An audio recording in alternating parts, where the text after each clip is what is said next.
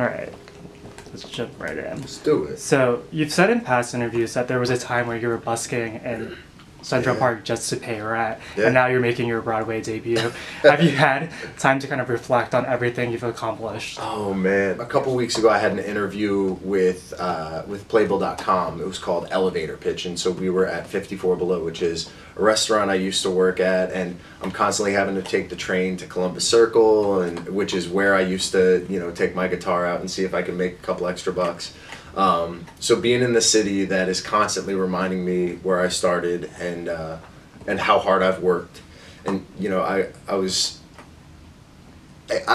to use the word surreal, but I knew this was going to happen. I knew that I was going to work for this. I knew that no matter how hard it was going to be and how much work it required, that I was going to put in the work because I wanted it. So I can't really use the word surreal, but I'm constantly having to pinch myself that it's happening because it's incredible. And to do it with such an incredible show and an incredible company, it's not surreal, but it's wild. It's beyond my dreams.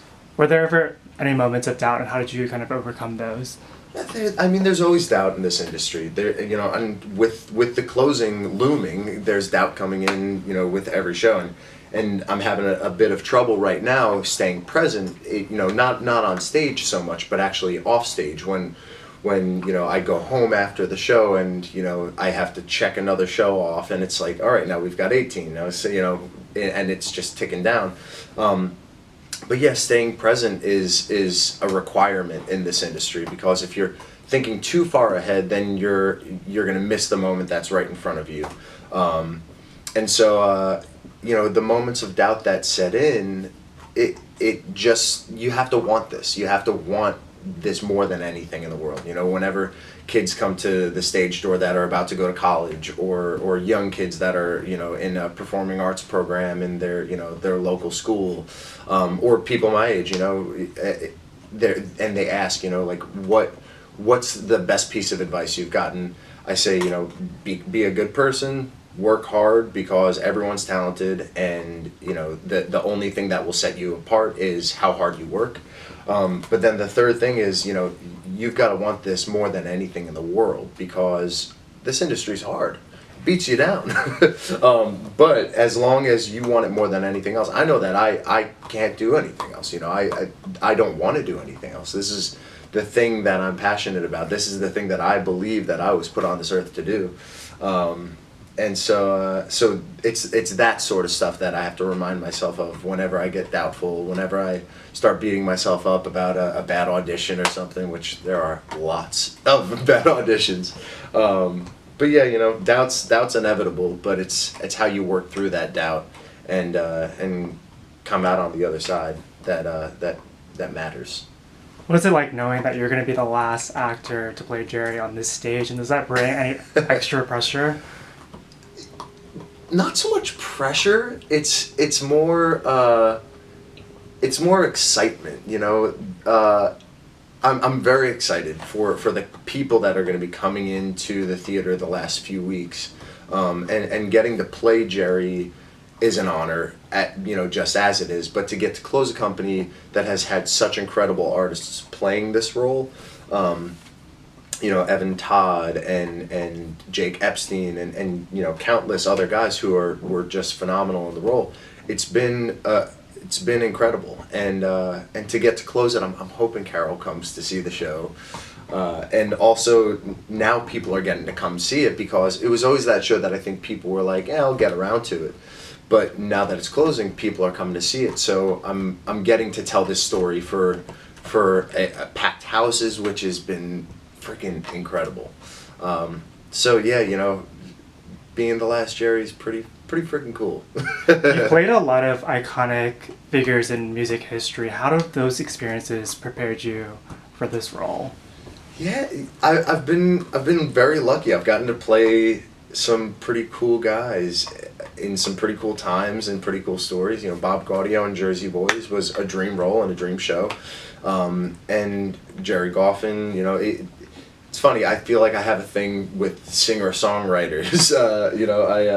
I've gotten very fortunate to play some geniuses in their own right, and to dig into their how they think and what makes them tick has been really rewarding for my writing, and also very frustrating for my writing, because I'm like, God, that's nothing compared to what these guys are doing. Excuse me, I need a little bit of room here. Come on, you can't give me a little bit of room? But I'm really enjoying getting to play these guys and these people who are so articulate with their words, and who have this way of thinking and putting down thought into words that people have trouble doing. I have trouble. I'm having trouble doing it right now in this interview. But at the same time, oh, girl, what are you doing? At the same time, it's inspiring as a writer to see how they operate and what inspired these songs. Yeah, you've touched upon this a little bit earlier, but there's been so many great actors who've played this role. Yeah. How challenging is it for you not to be influenced by their interpretations? It was really hard in the beginning to not copy, because when I was in rehearsals, I was coming to the theater almost every night to watch, just to get the juices flowing, if you will. And I was watching Evan Todd and Nathan Sherrick, who's the understudy, and they are phenomenal in the role, and they've been doing it for a long time. And so in my head I was like, oh, that's it, that just do that. And then I was starting to copy, and once I got into rehearsal, I started realizing that I was taking too much of their Jerry and not enough of my own. And so then I stopped seeing the show, because I was like, you know what? The only way this guy's going to be real, the only way that you're going to flesh out an actual human being, is if you get him into your body. You stop taking other people's ideas, and sure, steal like an artist. If it's not broke, don't fix it. But at the same time, you have to create this person who is real, who lives, who breathes. And so after I stopped seeing the show for a little while, and once I was in rehearsals and I started getting to operate on my own terms, I started finding my Jerry and what makes him tick, and it's been a lot of fun, and I'm still figuring him out. Yeah, I think it'd be really easy to write Jerry off as this kind of unlikable guy, but he's struggling with a lot in his life. How have you been able to find kind of that balance? It's been hard. It's been hard to find what makes Jerry redeemable, because in the show, without saying any spoiler alerts, he is the antagonist of the play, and so but the one thing, Carole King, her one piece of advice for anyone playing Jerry is don't let the audience hate him, because she loved him even until the day he died, and she still does. She, according to many people, wears his ashes around her neck. I don't know if that's confirmed, but she still has a huge love for this man who hurt her in many ways. And so thinking less about how Jerry operates on Jerry's terms, but thinking how Jerry operates in Carole's story was a huge priority of mine. Making sure that regardless of what he did and why he did it, Carole always knew the best of him, and finding the redeeming qualities of him, because he was a good guy. He wasn't a bad guy. He was flawed in many ways. He had a ton of mental illness. He dealt with manic depression and bipolar, and he received electroshock therapy until the day he died. So this was a flawed man. He wasn't a bad man by any means, though. So it's been interesting getting to play him and sort of find what makes audiences hate him, but also what makes audiences understand him and empathize with him. Yeah, that's a great answer. There are several important messages in the show, including finding your own voice and following your passion. How did you find your voice, and who or what's had the biggest influence on your career? Oh man, who or what has had the most influence on my career? What helped me find my voice? I listen to so much music, and John Mayer's a huge influence of mine. Alan Stone's a huge influence of mine.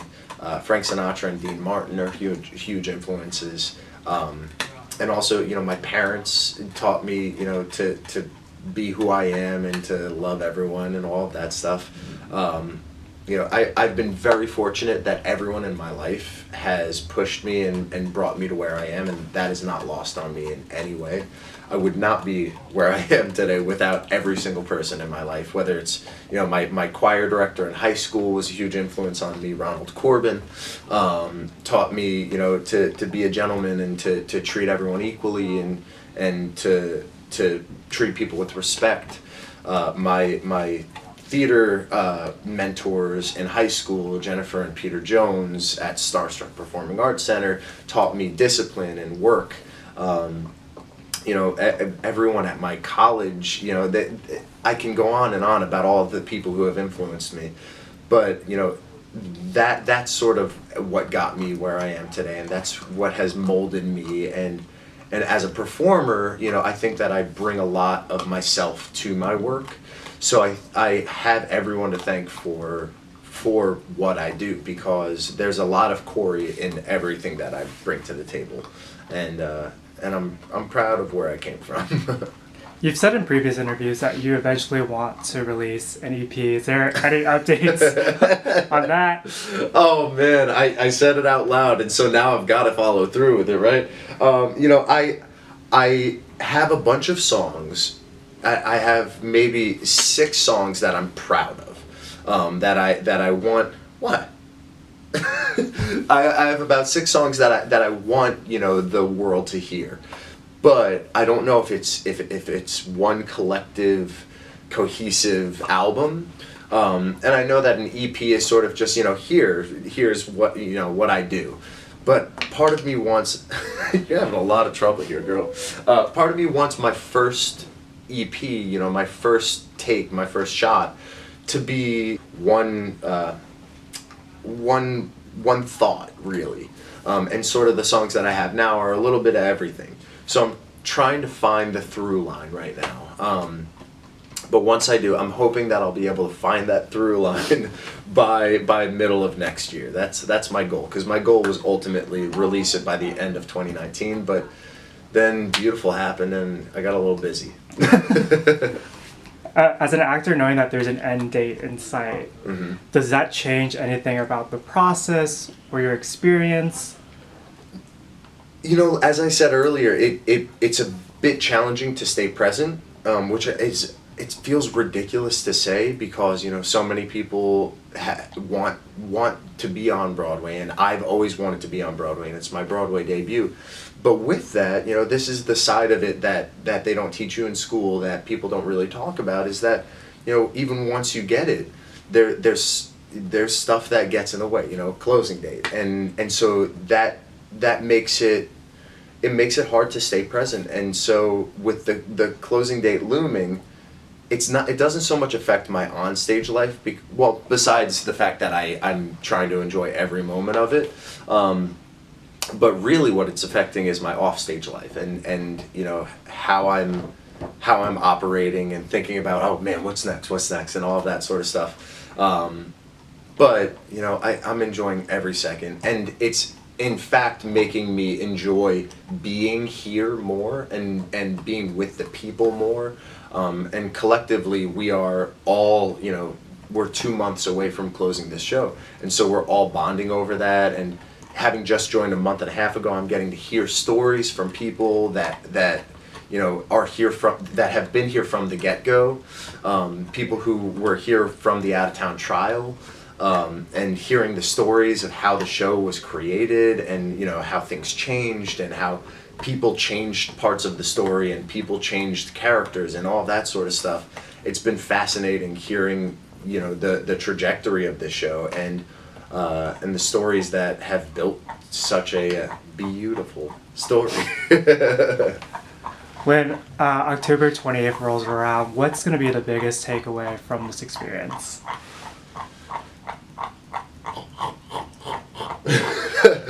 You know, the biggest takeaway from this experience, when I was joining the company, everyone was saying, the people, the people, the people, the people, the people. You're joining one of the warmest companies on Broadway. And, you know, everyone said, when you're going to a theater, a regional theater, or you're working on a show, you know, everyone's like, oh, you know, everyone who works there is great, you're gonna love it, you're gonna love it. And I've worked at some incredible, incredible theaters with incredible people. But everyone was right about this. My biggest takeaway, October 28th, when I wake up not having to warm up for the show, there's gonna be a little part of my heart missing, because the people here, you know, as cheesy as that sounds, the people here have taken a huge piece of my heart in only a month and a half, which is remarkable, because I did Jersey Boys for 2 years, and we created this beautiful, beautiful family that I still cherish to this day. But the fact that I gained that sort of familial, relationship with these people in a matter of a month and a half is unlike anything I've ever experienced. So I'm gonna really, really miss the people here. That's definitely what it's gonna be.